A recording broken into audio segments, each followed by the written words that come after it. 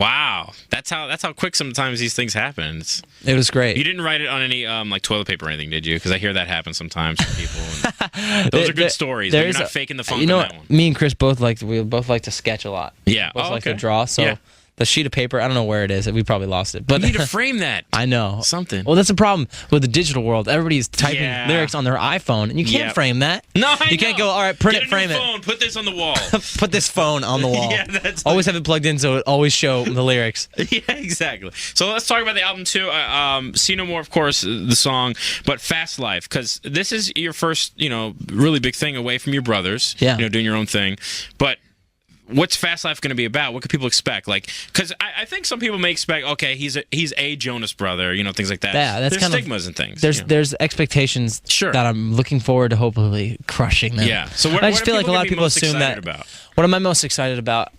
I feel like when I was first started this process, it was totally different because I was writing by myself for the first time. Yep. And I wanted to be honest with my lyrics, and I wanted to go in a different style of music that I haven't touched yet, which was dance, house music, stuff that dubstep, even like stuff that I really love. Stuff that you just haven't really done, that people don't know. That too much wouldn't about. expect me to work on or me to like. Yeah. And I think that's one of the best parts about being in the music industry is you can really do whatever. I mean, Beyonce could come out with a record that's a country record next time, and people would be like, probably do really awesome. Yeah, it's like, that's interesting. Let's see. Like, I'm interested. Some people hit or miss, but I was just like, I want to try to go for it. And I'm really excited for people to hear songs like Fast Life is the name of the album. And that song's just about going out, having a good time with your friends. And there's songs like I'm Sorry, which is one of those songs that I wanted to really pull from.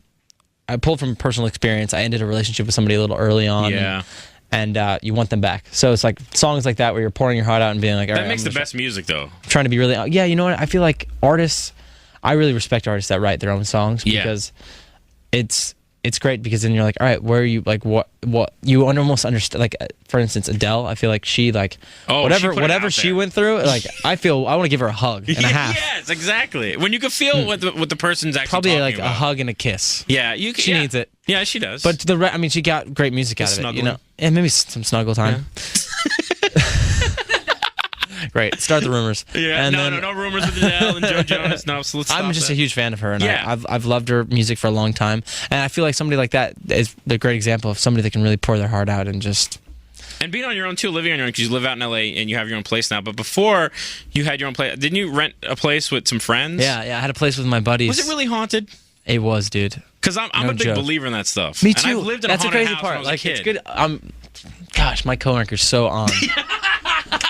Literally, like, what were you hearing in this? Where was it? I'll give you some tell stories. Us the area it was in? Yeah, it was a place called Los Feliz, which is like 10 minutes away from LA, from like the heart. Yeah, it's a little suburb, but it's still in the right in Hollywood, and pretty much like I got the place, and I got this place for dirt cheap, and I was wondering why. All excited. Yeah, me and my buddies were like, "This is crazy. We got like a waterfall jacuzzi." Like, you're freaking out, and it was almost like.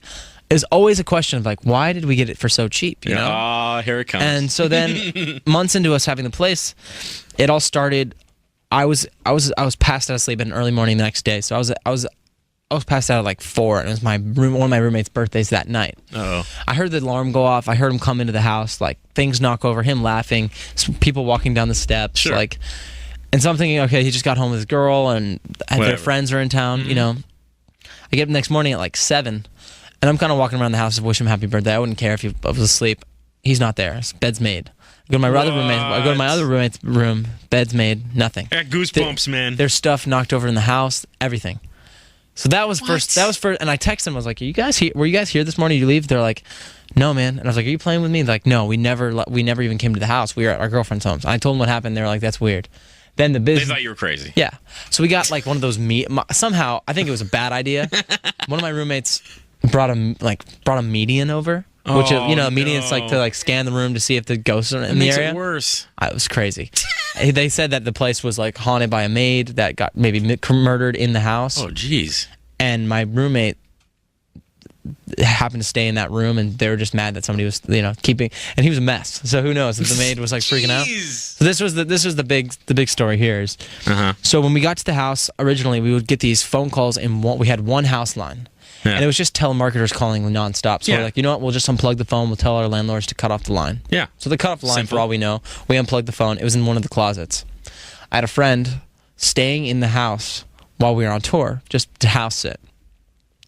So, not that we had stuff like valuable, we took all our computers and stuff with us on tour, but you still want somebody to be there just in case. There were certain things. Yeah. And so, he was house sitting.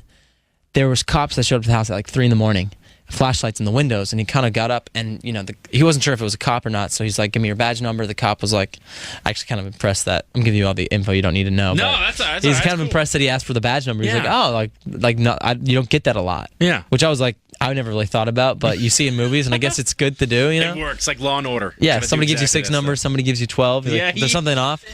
And so anyway, so he's like, yeah, we got a phone call from inside the house. And he was like, well, there isn't a house line here. It's like, no, we should check. So they go to the house, they go find. He goes, well, I think there was one in here. He opens the closet in there, and you could see the phone's unplugged. He's like, well, we got a phone call saying, named all of my roommates, named me, and said help, help, help, help, and the phone cut off. Okay, that's it. Leave. How I didn't stay in that. I got home. I packed all my stuff up. I didn't stay there for the last like 2 weeks of me living there. Oh. I couldn't do it. And my roommates were even like, one of my roommates like, hey, you coming home tonight, man? Like, because none of us wanted to stay there. And I want to, get a house again. Now I'm just like stuck with modern homes. Yeah, you're like, I'm only like, is that it's like, brand new? I'm like, this is amazing. I'll find like the most incredible home. I'll be like, when was it built? 1930. Oh, I'm good. No, thanks. Anything from 1990 and up. Yeah, exactly. Wow. Joe, man, this is I got goosebumps on this. It's great. I grew up with the same kind of stuff. I was not a believer in ghosts at all. Yeah. I mean, me and my brothers we're alien freaks too. We're into it. Oh, really? But ghost, I've never was like, and then that whole situation, I was like, it was freaky to live in that house by a lot of the time my roommates were traveling, so I'd be there by myself. Oh, no. Stuff, yeah. So do you find it hard to go to sleep by yourself at night now because of those things? Did it really? Not really. I let's sit down. Let's talk about this. It was difficult. It was so cool. I live just with my dog, so I'm good. Oh, okay. Now I'm fine. I live in an apartment complex. So Does your dog ever get up and go, they start barking like, what are you looking at, man?